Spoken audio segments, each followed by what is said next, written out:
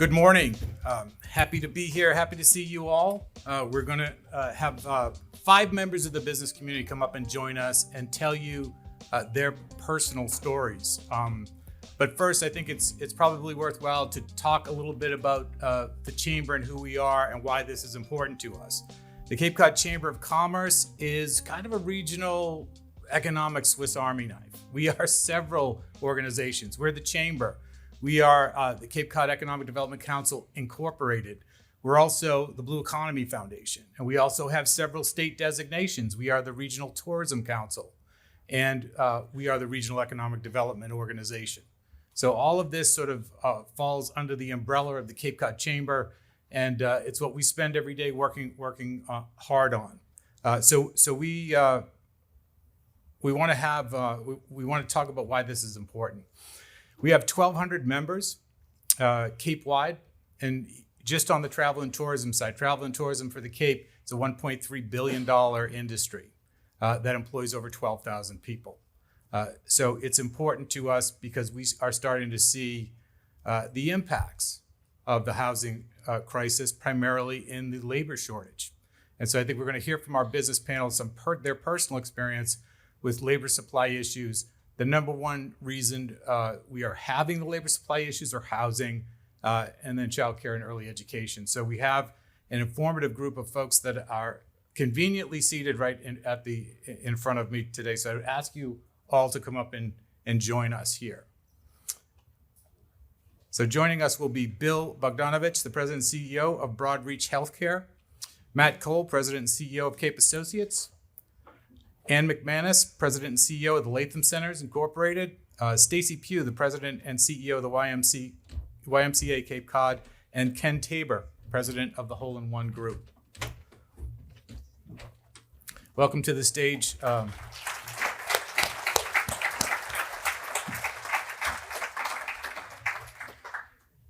We did not practice the logistics of this, but we're going to get through it anyway. So, I think having heard the presentation from Tim today, a lot of it we didn't know. I think the degree to which the problem, we're seeing the problem is really sort of more acute probably than we had anticipated.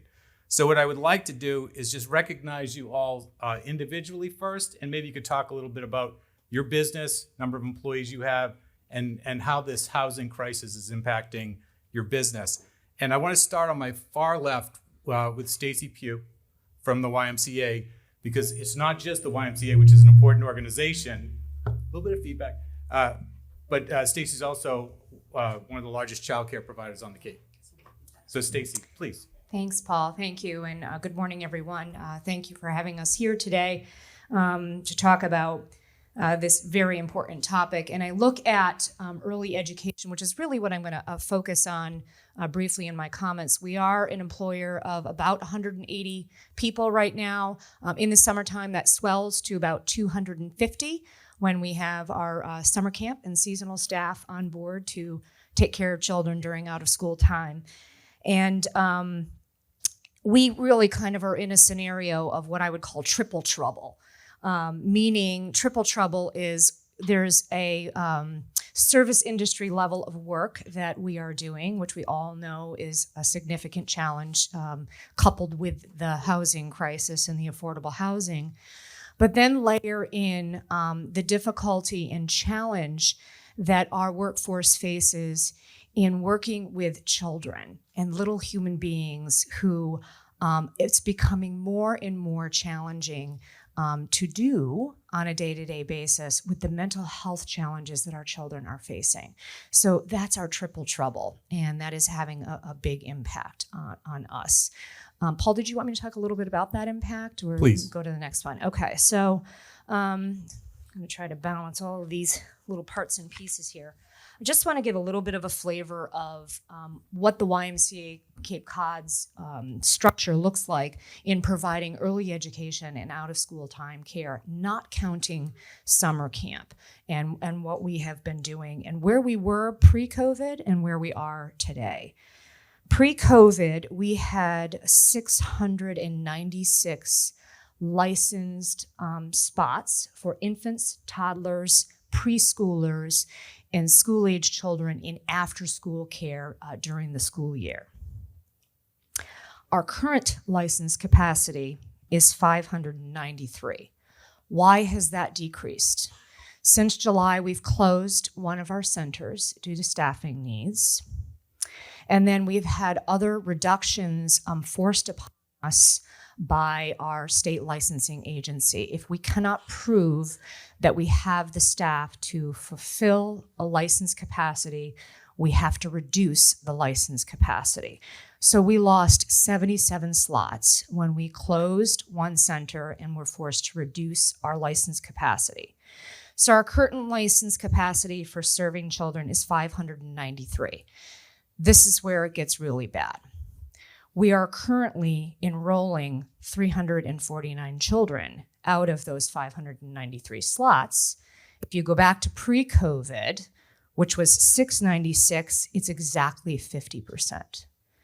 So the Y can currently manage 50% of the capacity that we had pre-COVID as it stands today. And I have 3 centers under construction that I will not be able to open because there are 0 staff to fill those. Talk a little bit about the staffing numbers. Just in early education and out of school time, we have 48 vacant positions for teachers, assistant teachers. The 36 of those are full-time positions. 10 of them are administrative, with an additional 26 that are full-time teachers, assistant teachers, or family service workers. We have 12 part-time school-age childcare vacancies for a total of 48. And just this week, we are hearing the grumblings of more departures because they're scared to death of the gas prices that are coming our way and electricity prices. So that's another element of that stable housing. And then I could go on and on about how we're throwing money at this left and right. But you all know, I'm sure, that many of these sources of dollars we're throwing in that direction are not sustainable dollars. They're short term. Maybe you have them for 6 months. Maybe it's a grant, but they don't resolve the wage issue in general. Thank you, Stacy. And it's important, I think, to start with you because of it just underlines the problem. Many of our employers generally around the Cape are having difficulty attracting people back into the workforce because of the lack of childcare. Yes. But we can't expand our childcare capacity because we don't have the labor force for that either. Absolutely. So thank you very much. I'd like to move to the next member of our panel, Ann McManus, the president and CEO of the Latham Centers Incorporated. Good morning, everyone. It's a pleasure to be here. My name's Ann McManus. I'm the CEO at Latham Centers. You may have heard of us or you may not have heard of us. We're a human service agency. We've been on Cape Cod, and we're a Cape Cod agency established in 1970. We work with children and adults with developmental disabilities. Our work is very labor intensive, and we continue to struggle. As you know, people don't go into human services because they want to make a lot of money and become millionaires. They do it because of their dedication to care. And that's basically how Latham Centers has been able to operate through the pandemic. We were open every day. If we were fully staffed, we would have 314 employees. We have 244. We have over a 30% vacancy rate, and that continues to grow. Every month, I hear stories from my staff about their inability to afford living on Cape Cod. I've had staff members move to North Carolina because it's cheaper to live there.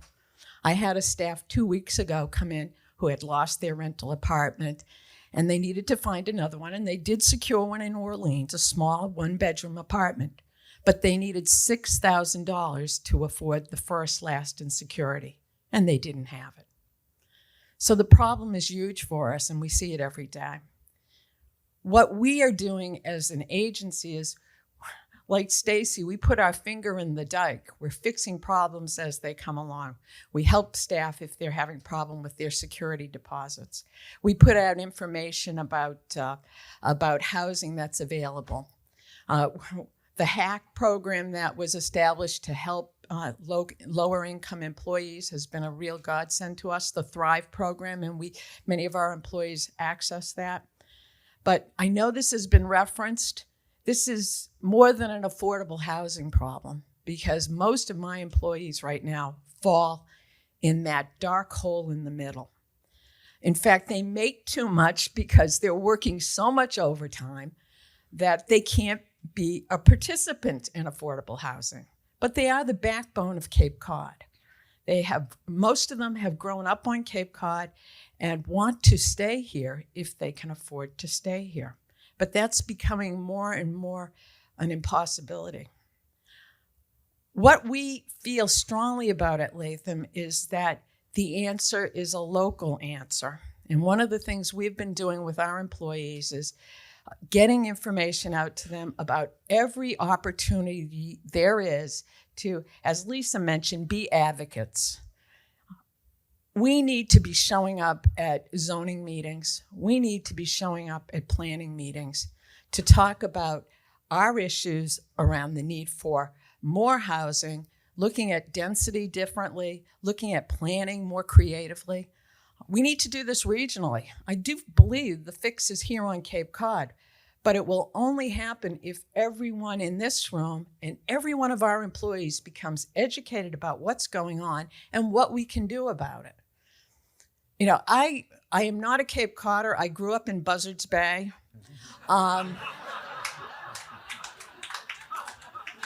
And I know how that goes.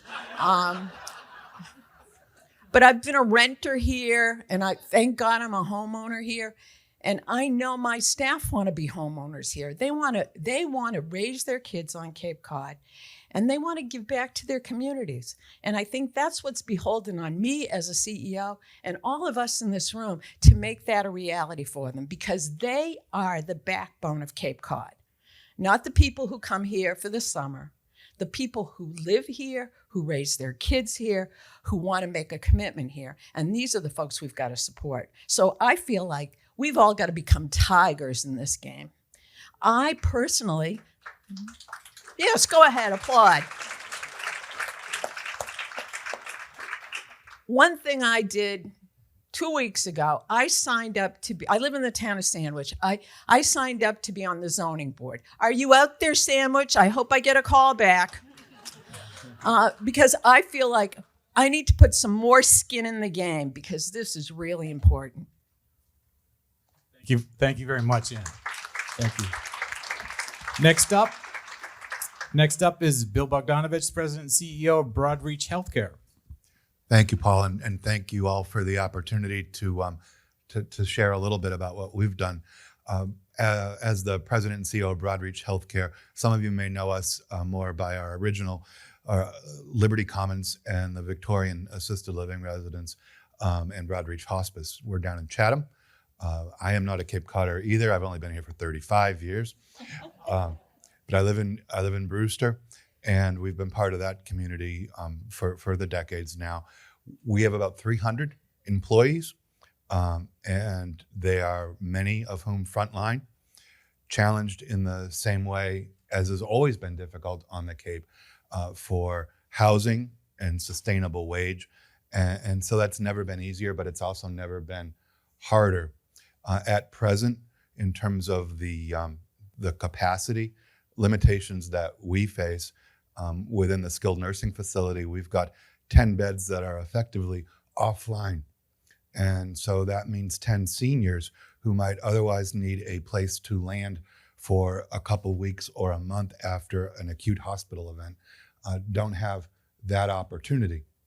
And the reason for that is because I need to hire 15 CNAs to make that possible. So rather than spread everybody else even thinner, to do that regardless, we've held those beds offline for about 18 months now. We have worked tirelessly to try and get that to a better place.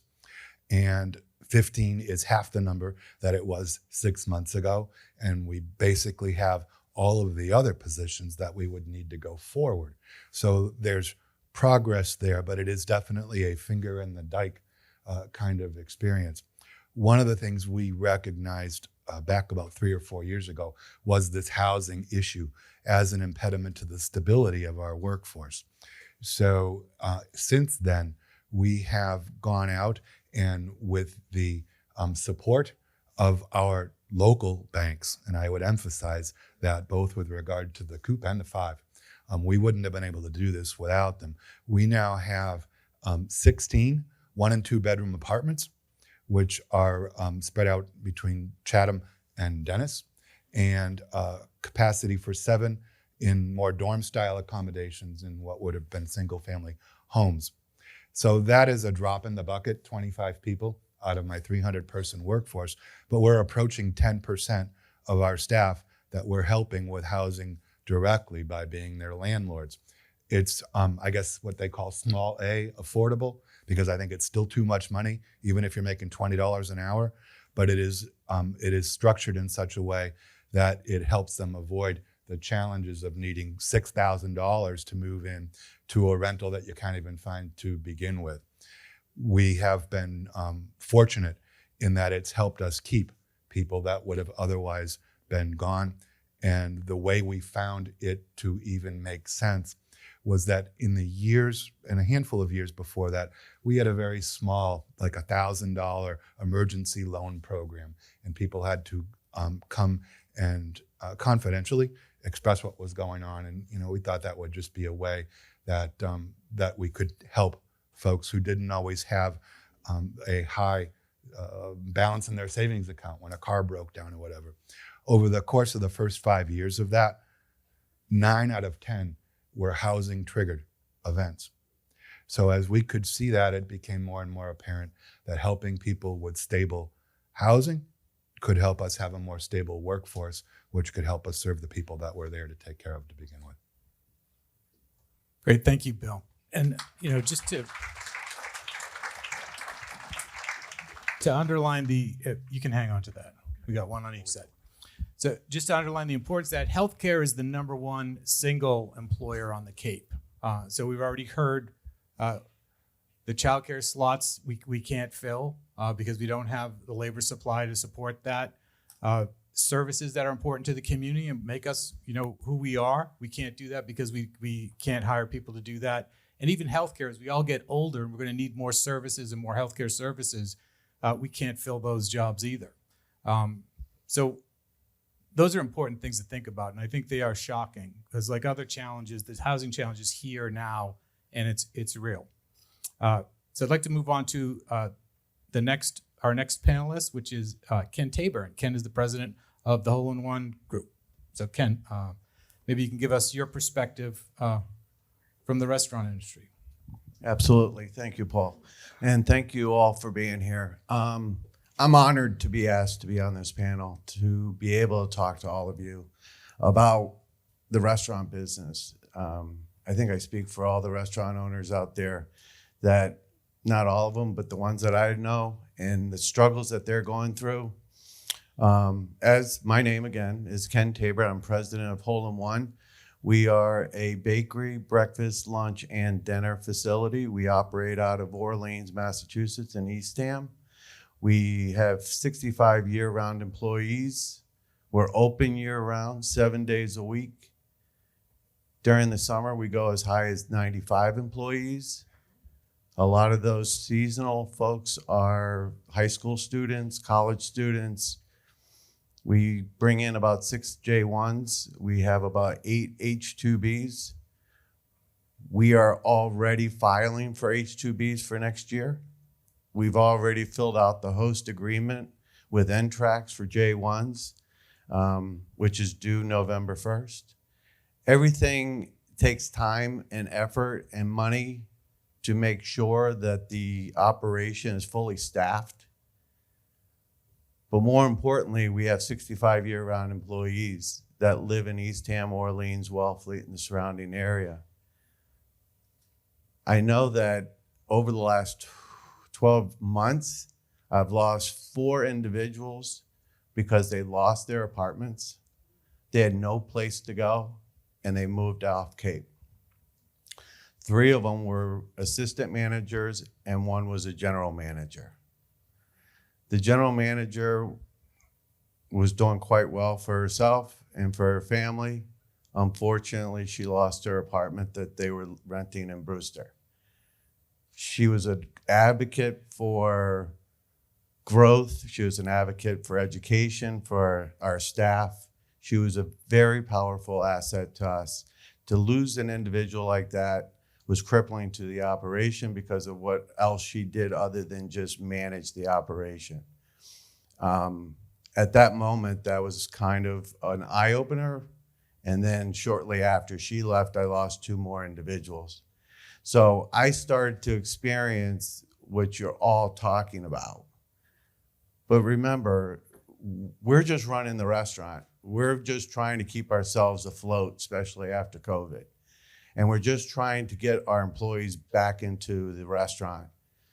Orleans operation had to go to takeout or take in only because I could not get servers. I couldn't get dishwashers. I couldn't get counter people. So we had to pivot, change our operation, and it did have an impact. We are in the mindset of working with what we got, and we do it in a way that's beneficial to our employees. In my world, there's 2 things that I keep my eye on: getting product and getting people.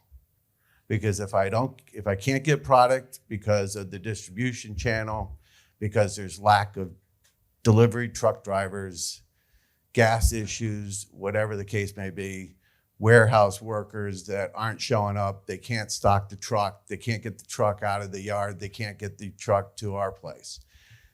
I'm heavily involved in a lot of those conversations with a lot of business owners and my distribution channel.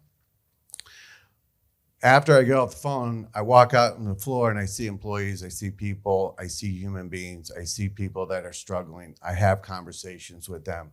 We talk about how we can make them better in the workplace as well as outside of the workplace. So we spend a lot of time, myself and my family, working with people that are trying to make ends meet. And we do have programs internally to assist, whether it's paying electricity bills, first, last security, car improvements, whatever it takes.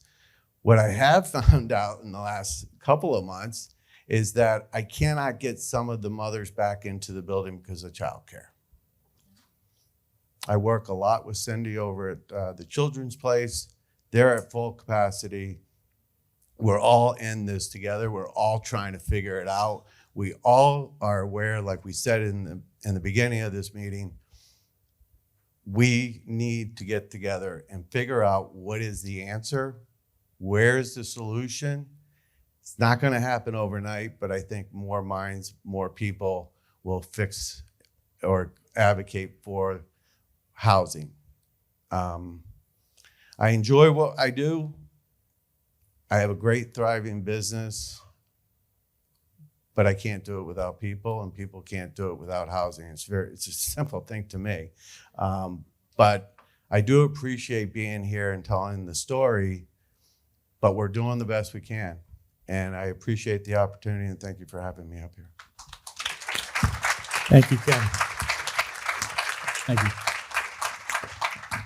Okay, our final panelist this morning is Matt Cole, president of Cape Associates. Matt.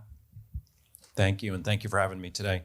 It's fun to sit up here with my fellow panelists, some of which are clients, and some clients we've had to say no to and pass up opportunities because we simply couldn't staff the project. So I'll do my best to not repeat the same examples that others have given. We run into the same thing: employees that can't return to work because they don't have childcare. In the last 31 months since the pandemic hit, we've lost 9 employees due to housing-related issues. So we're a company of 120. We're a 51-year-old business. We do construction in all 15 towns on Cape, have employees that live Cape-wide, and also have some that commute over the bridge to get to us. So not surprising to lose employees due to housing issues. And certainly there's factors such as they couldn't find it, they couldn't afford what they could find. Some of the most troubling examples are those that were housed, that did own a home, that got a number for their house that they never thought they'd get, They then move to Vermont, New Hampshire, Maine. They move up north to get twice the house at half the cost, and they'll never come back. And those are the examples that are just so troubling because that's a one-way move. So we've employed a ton of strategies to try to mitigate what our employees are going through.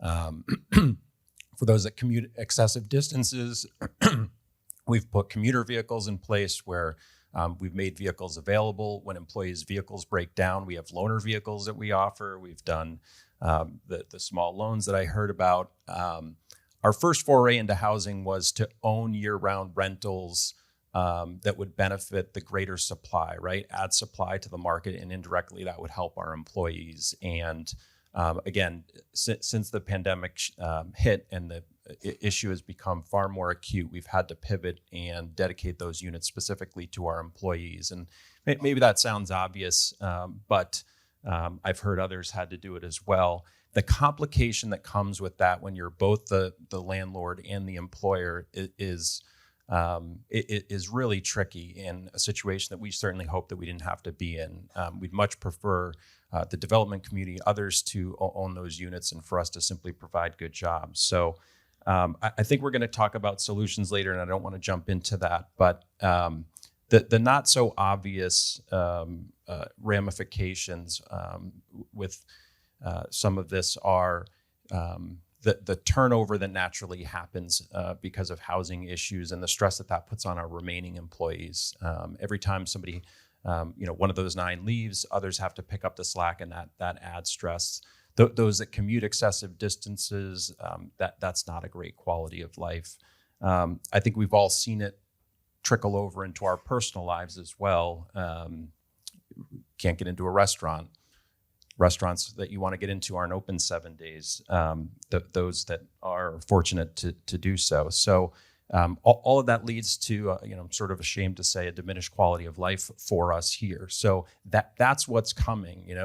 When the toilet clogs and your plumber's coming from Rhode Island in 3 days, that's not a happy outcome. So let's make sure we don't get there. I'm confident that we've got the brain power and the willpower in the room to solve, and I look forward to talking about some solutions. Great, thank you, Matt.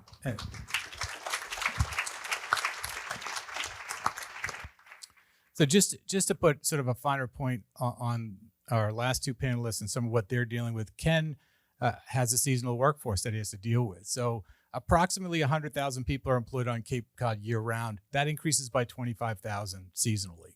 Of that 25,000 in 2018, about 8,000 were here on foreign worker permits, either H-2B or J-1 permits.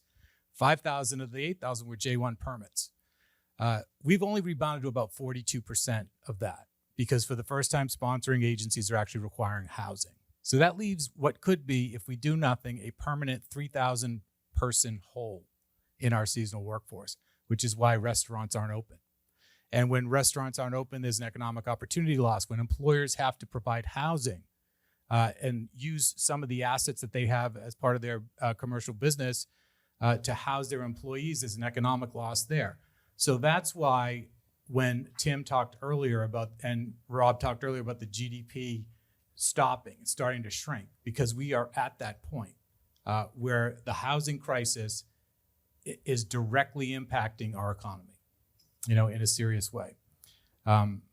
So that's all important. But I think we want to move on to solutions, because each one of these people up here have a relationship with their employees and a relationship with the communities that they provide these services to, and where they house employees. So I wonder if we wanted to talk about solutions, let's throw some out. What do you think would be a way forward here for you to be able to house the employees that you have and the employees that you need? So I'd throw that open. Suggestions. I think the density issue that was brought up earlier is huge. So I think there needs to be changes in the amount of housing we can put on the typical acre. I mean, just at the end of my street, they built these huge houses for one family where you could have built multifamily homes for many families. I think that's one of the areas we have to become more involved in. And it seems to me a regional approach to zoning makes a lot of sense. In my position, I deal with zoning from the various towns for our group homes, and every zoning committee seems a little bit different. So maybe a regional approach to planning and zoning would make some sense. Comments on that? I don't want to be the first one to comment on that. But go ahead, Me Stacey. neither. But it certainly makes sense, right? What we see is an ever-increasing footprint of single-family homes. And what we see are opposition to more dense, appropriately dense housing in each one of these communities. And the same local boards that are opposing density aren't really doing anything about the ever-increasing footprint of single-family homes, which, by the way, is the greatest threat to water quality on the Cape, right? So there's a nexus between the single-family home stock that we have, the damage it's done and is doing to the environment, and the fact that the towns need to do something as it relates to zoning and zoning policy. Other solutions, Matt? I'll just make a comment about zoning, and I heard it from the audience earlier about zoning changes, and I think we want to think about zoning in two different ways. So of course we need to change zoning and allow for greater density, but in certain areas we have the zoning in place to do more. And what Ann mentioned is what everybody else should do is go fill out the interest form in your town to get on your local zoning board, because within the existing zoning that we have, we can do more.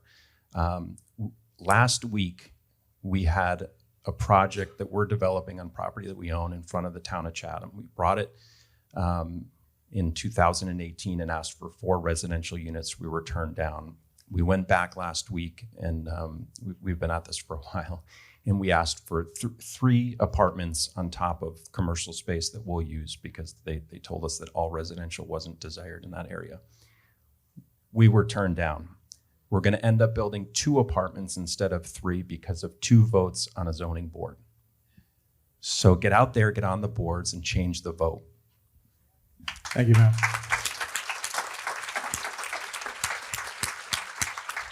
Thanks, Matt. That is the underlying message, and that we hope to sort of get out here today, is that we have to be involved on the local level. I've had the opportunity over the summer to chair a committee for the county. The county has about $42 million in ARPA funds to spend.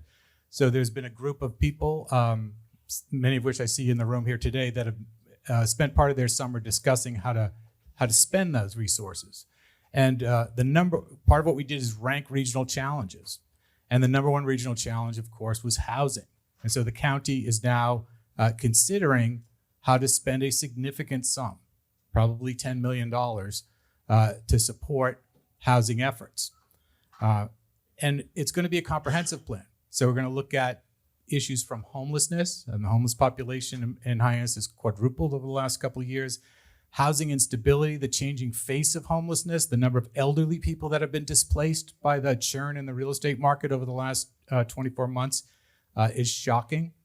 Affordable housing, a lot of affordable housing that already takes too long to build have run into cost increases associated with the pandemic. And so there are significant financial gaps in some of these projects, which may not now move forward. Then we have the market rate issue, right? In 2018, the median price for single family home on Cape Cod was $380,000. Now it's over $660,000. And we can't subsidize our way out of a market rate problem. We need market rate solutions for that. And those market rate solutions, the one that is most available in every one of the 15 towns, are appropriate changes in zoning. Because as was mentioned earlier by both Tim and Rob, 82% of the housing stock on the Cape are single family homes. And that's compared to 52% as the state average. So it's not that we need to build a bunch of new homes necessarily. What we need is a change in housing typology, right? We need different forms of housing that we don't currently have here, and those forms that in other communities house their workforce. So I think that is certainly sort of part of the solution that we consider as we move forward. Any other solutions? Stacey. I just want to compliment Housing Assistance Corporation on the Thrive program, because there is, thank you, Alyssa. I'm thinking about what Tim said at the very beginning of his discussion with us about how it's a 4-year trajectory at least for us to turn this around as it relates to the housing side of it. Well, what do we do between now and then? And so the voucher to help someone stay in the housing that they have right now, I think it's critical, and we need more. And we even have to put, little parameters around that. Well, if you're already on subsidized housing, you're not eligible for that one. Okay, well, we also heard great data from Tim about how that's not even doable. So we need to be able to double dip for our childcare workforce and other industry important essential workers in our community. I think about COVID's highlighted who's an essential worker, right? The federal government told us who an essential worker was. It was childcare, one of them, but there are so many others. And so support for that now while we look ahead at that long-range recovery. Yes. Thank you, Stacey. Important. The essential worker, childcare are essential workers. And we've seen other pressures on the economy too. I mean, healthcare, once again, being the number one industry on the Cape. And if you look at nurses, for example, another group of essential workers. Nursing, if you are a nurse, that's a very portable profession. So when housing costs rise, you could be one of the first ones to go. And so then the hospitals have to hire nurses on per diem, traveling nurses, which cost at least twice as much, which drive healthcare costs up. So I think you can see the theme here is that the housing crisis is compounding the problems that we're seeing in our regional economy. So other solutions. Yeah. One of the things that we started doing several years ago is, besides buying a 4-bedroom residential house to house our year-round employees who are single, they don't have a family, but they basically are an important role working for us, is that we started getting the idea that because we live in a community where there's an older population, some of these folks are living in a 1-bedroom or a single family house that are alone.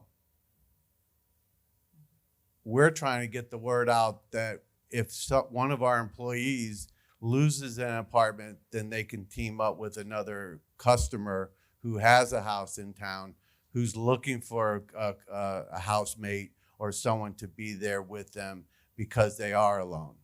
So we started getting the word out, talking to employees, talking to customers, and trying to figure out whether that is a viable option, if people are open-minded to it. So then people can be, if they're being displaced, we can put them in that possibility. So that was one of the things that we started talking about. The other part was that we're working with other restaurant owners, looking at sharing employees. People that are working for me in the morning can work for them at night.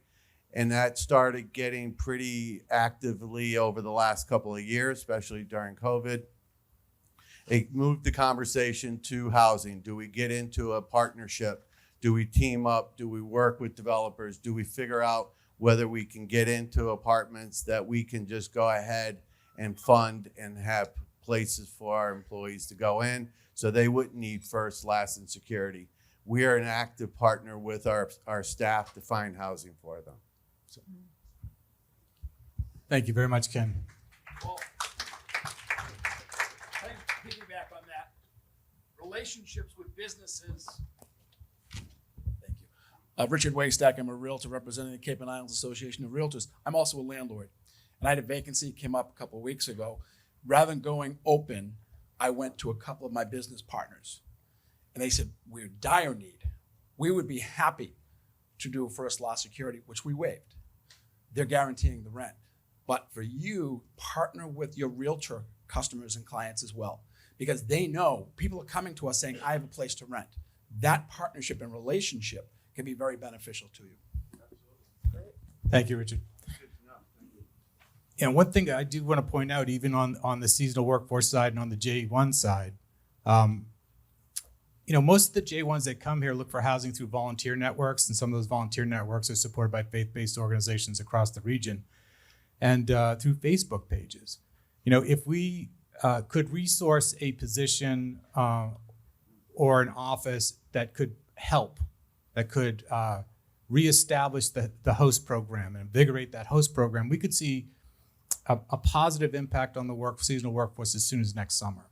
But we have to think even beyond that to looking at some of our underutilized commercial properties or outdated hotel motel stocks and allowing them to be rezoned for workforce housing. And that's going to require changes to zoning in most towns. But I think those are some of the solutions that we will talk about going forward. Rob. Thanks, Paul. Just one thing that I wanted to add. There was a great comment about the headwinds that you're up against with with zoning changes, and one important change that's happened over the past, I think it's only been 18 months. I'm not sure if everyone here in the room is aware, but with the support of our Cape and Islands delegation, we had the housing choice provision that was passed last year, and what that did was it lowered that threshold. It used to be the supermajority, that you needed at town meeting. It used to be the supermajority, that you needed for special permit, approvals to create housing, and that includes the accessory dwelling unit bylaws. That's now been reduced to the simple majority. So what we're up against, and for the proponents of creating more housing forms and more housing opportunities and improving projects, that threshold has been significantly lowered. So it's just that 50% plus one, that you need at the board level or at town meeting for zoning changes. So everything that we're talking about, all these initiatives have become a lot more attainable. And I think folks here should be encouraged that it's achievable. Thanks, Rob. That's an important point. When local towns aren't doing zoning, right, you see things like 40B, Chapter 40B, comprehensive state permits that can override local zoning. And we've recently seen changes in the housing choice legislation that was passed about 18 months ago that only requires 50% instead of 2/3 at town meeting for certain housing projects. So I think this is a message to some of our local policymakers that if the towns are not doing what they need to do, the state is going to pay more attention to statewide sort of options that might be able to override or supersede local zoning. Ready for questions? Okay, questions from the audience. Hey, Paul. Great job moderating. I don't know if I missed this somewhere in Tim's presentation, but do we know what the delta is? Like, California's got a 2030 plan for whatever it is, 2.5 million houses. Do we have something like that to maintain our GDP at wherever we want it to be?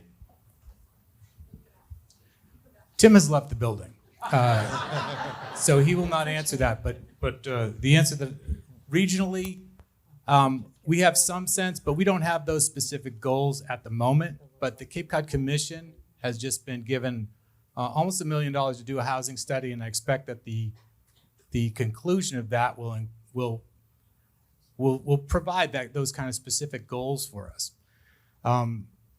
I see Christy Sanatori, the executive director of the Cape Cod Commission, is in the room. So Christy, why don't you stand up and wave?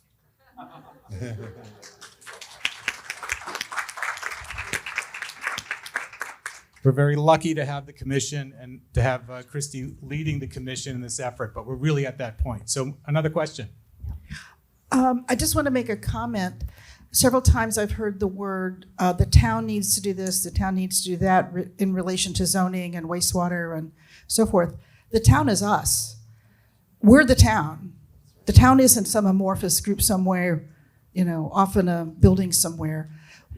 All of us need to participate, including particularly the businesses. I applaud all of you on the stage for the advocacy work that you're doing, but your voices need to be heard at the planning meeting, at the zoning meeting, at the select board meeting, as participants and or public commenters, but particularly in the run-up to the town meetings where we have tough issues to put forward, whether it's zoning or wastewater or multifamily housing projects. the town is us. We are the town, and we need to be advocates to be sure that all those things really happen. Well said. Good point. We are the towns, but if you have a town with a population of 8,000 people and only 200 show up at town meeting, this is what you get. Other questions? Thanks, Paul. Somebody mentioned housing choice legislation, and I just wanted to add that there's an element of that that allows a judge to impose a bond on people who bring suit against an affordable housing development. We had that in Truro. We had a project, an affordable project, 40B project, that was approved by the Zoning Board of Appeals after 15 months of public hearings. There was then a suit filed. There was one abutter to that property who was brought onto the suit towards the end of the process. And it was interesting to see how many people left that suit when a judge imposed a bond, which could have been charged to all of the individuals signed on to that bond. So again, there are tools out there that we need to take advantage of. Somebody on the panel said we need to be tigers, or I think she said she's a tiger. I think we all need to be tigers in our communities because we know that this opposition still exists, and we now have tools available to us to respond to those, I think, very effectively. Thank you. Ken. Important point. And Ann is definitely a tiger. Hi. We have a question here. Thank you. I just want to point out that two of the gentlemen on the stage.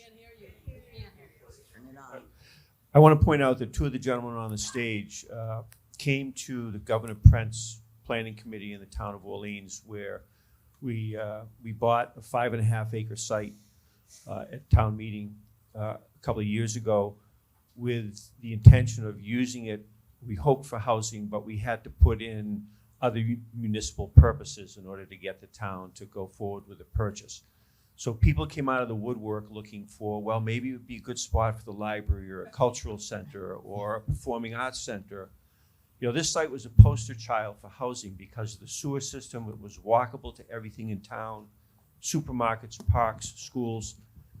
And so the committee was looking at other options. And when our business community, with the two gentlemen up here, Ken and Matt, came in front of the committee with several of their other cohorts and said, we need housing. And they changed the minds of committee members. And so the committee recommended to the select board that the Governor Prent site be developed for housing. Now we have to fight the rest of that battle and get it through town meeting and get the job done. But the importance of the business community showing up at a town board or a town committee and making their needs known is what swung the vote and changed the vote of our planning committee. We need to do this. We need to keep doing this, and I applaud the people also that have joined town boards and committees, because if we don't do it, who will? Thank you. Hi. Hi. Elizabeth Harder from Harwich Housing Authority and Assembly of Delegates. And through both those organizations, trying to work with the state and local officials, there are two things that everyone I try to work with agrees on that we are kept being told no, which is regional 40B, not per town. Each town can't afford. Some towns have money, some towns have land. We need a regional 40B, not per Cape Town. And the other thing we need to do now, we can't build ourselves out of this problem right now because the crisis is now. And we need to repurpose what's there. Buy houses, turn them into apartments. Thank you. Thank you, Elizabeth. Very good point. Regionalization of 40B is something that we should take a look at. You know, we have a nitrogen problem on the Cape, and 40Bs wind up being random acts of density. So I think we should be able to look at a regional approach to 40B, and that's one of the solutions. Another question. Hi, everybody. My name is Lauren Kanzer. I'm actually wearing a tag from a program that doesn't exist yet, possibly called Home Share Cape Cod. We know we cannot build our way out of this. The zoning, the wastewater issues, yes, there's been more positive zoning from higher density. But first of all, I'd like to say that we need regional zoning. The zoning needs to be rewritten on a regional level. If we depend on everybody to continuously go to a zoning meeting and be that tipping point, and how many zoning meetings do we have? We have to change that, just like the ADUs have been changed in the towns, but we have to act regionally. I'd like to encourage everybody to have a thought here about what I call thinking inside the box. And what that means is how many single-family homes already exist that are underutilized, where people want to age in their homes, they live independently, they have extra bathrooms, they have extra bedrooms, they need income, they're lonely, and there are other single people like nurses, people coming for education, that could possibly have a program where they can be vetted and safely co-house. This is an idea. This is maybe one of the solutions that we can think about, because currently affordable housing is not affordable, and it won't be due to land costs, labor costs, material costs. And our wastewater issues is the dominant problem on this Cape, and it has been for years, and it's gonna take decades to address that. Thank you. Thank you. Paul? It is really encouraging that there are so many people that have already thought through some of the realities here and are putting forward solutions. So we're going to take one more question. Over here, if you don't mind. I've been waiting. Oh. My name is Leslie Sandberg, and I'm a member of the Provincetown Select Board. Don't just run for zoning. Don't just get on a zoning committee. Run for Select Board. Because guess what? The Select Board works with the zoning committee, and the Select Board can put things on agendas and warrant articles. So run for Select Board too. Number 2, in Provincetown, we've been actually having all our housing committees work together in a workshop. We have been workshopping last year. We ended up with articles on our warrant that passed, and we had one of the fastest town meetings I've ever experienced. And that's a lot for Provincetown, if you know the town.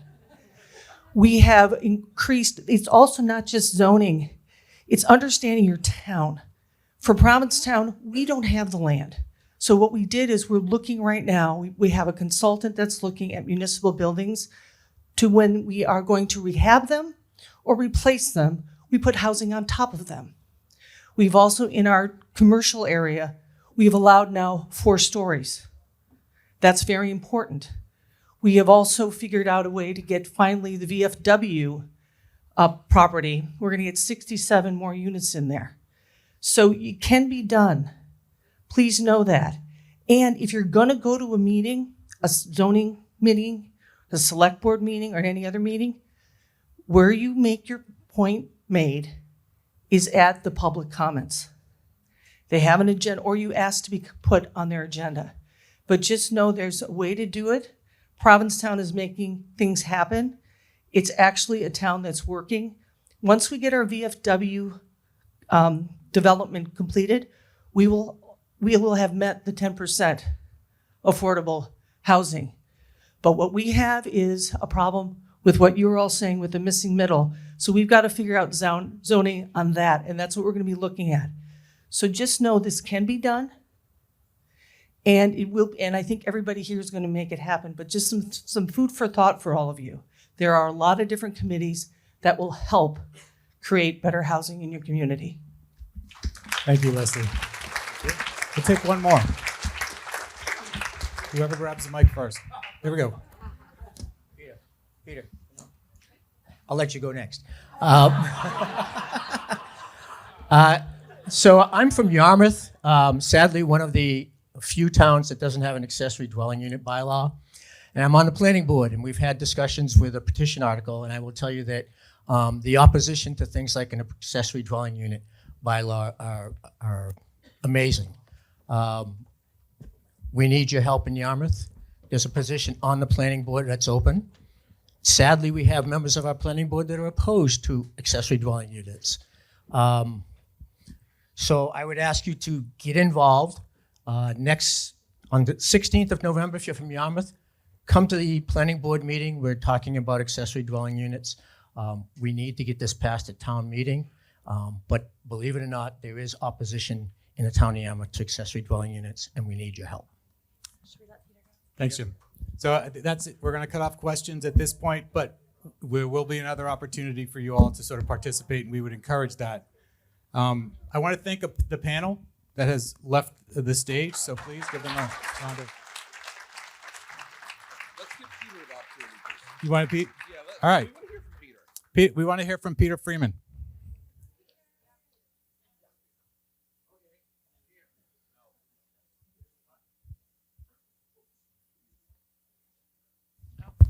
There we go. All right. Well, thank you. I'll be quick then. Peter Freeman here, and Rob, welcome back to the ranks of the attorneys, my friend. But actually, I have a question for you, or maybe just a comment because time is short, for you as a builder, actually, and others. Paul, you may well be right that we can't subsidize ourselves out of the crisis, but in a way, the elephant in the room is indeed the construction costs, which are extraordinary. And some of the ideas like using municipal buildings and on top of existing stores and all of that, we'll speak to that. But any ideas on the construction costs, because it's really going to take incredible still public subsidy, hundreds of millions of dollars. And our DHCD is pretty good and there are federal funds. But unfortunately, I still think that the construction costs themselves are a huge issue. So if anybody has any comments on that, if it turns out to be rhetorical, that's fine. But I think we need to keep that in mind. Thanks. Thank you very much, Peter. And before I turn it over to Ryan, I do want to thank the delegation. They have been, our state delegation has been on board with a lot of these meaningful changes and bringing the resources to the Cape that we need in order to make a difference on housing. I see Senator Sear has come back from caucusing the Economic Development Bill in the Hearth and Kettle. So welcome back. Always working. So I'm going to introduce Ryan, but he's already on the stage, so you see him. So as I turn over the microphone, I just want to focus and sort of reemphasize what Rob was saying about people in places. I mean, the Cape Cod is a unique place. 15 communities surrounded by water, inextricably tied to one another. And when we face regional challenges in the past, we've met them. When the residential development was overrunning the Cape in the 80s, the reaction to that was the Cape Cod Commission. And so we did that. It was tough to do, but we did it because people cared about the place, right? And when we were attacking the wastewater problem, we did the 208 plan. That was difficult too. And we were talking about future problems, the collapse of marine ecosystems that were somewhat in the future. But we got that done because people cared about the place. In order to get the housing reforms that we need on the Cape to make a difference, we have to care about the people, you know? And so it's not just about the place anymore. We've done such a good job at protecting the place. Everybody wants to live here, which is causing the problem. So we have to care about each other, the people in this room and the people that live in the region if we want to make a difference. And I have to be honest, I think that's going to be more difficult than rallying around the place, but it's certainly not impossible. So thank you all for showing up today and your participation and all the great ideas. We will be in touch and have more conversations soon.